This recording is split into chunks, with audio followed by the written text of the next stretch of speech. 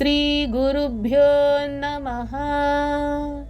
హరి ఓం. అందరికీ నమస్కారం. దుర్గా ఇది అమ్మవారి 2 అక్షరాల నామం. ఇది 190వ నామం. ఈ నామంతో అమ్మవారికి నమస్కారం చేసేటప్పుడు దుర్గాయై నమః అని నమస్కరించాలి. దుర్గా అంటే దుర్గాదేవి అని. దుర్గముడు అనే రాక్షసుని చంపిన అమ్మవారికి దుర్గా అని పేరు వచ్చింది.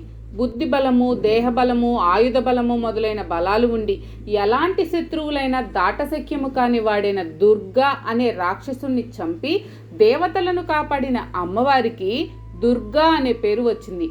విజయవాడలోని ఇంద్రకీలాద్రి పర్వతంపై వెలిసి అష్టాదశ శక్తి పీఠాల్లో ఒకటిగా పేరుకొన్న అమ్మవారి పేరు కూడా దుర్గాదేవి. మనలోని దుహ్ అనగా చెడ్డ స్వభావమును వెడలగొట్టి దాటశక్యము కాని దానిని దాటిస్తూ కష్టమైన కార్యములను సానుకూలపడేటట్లు చేయు మనలోని శక్తి స్వరూపిణి. దుర్గలు మొత్తం 9 మంది ఉంటారు. శైలపుత్రి, బ్రహ్మచారిణి, చంద్రఘంట, కూష్మాండ, స్కందమాత, కాత్యాయని, కాలరాత్రి, మహాగౌరి, సిద్ధిద ఈ 9 మందిని నవదుర్గలు అంటారు.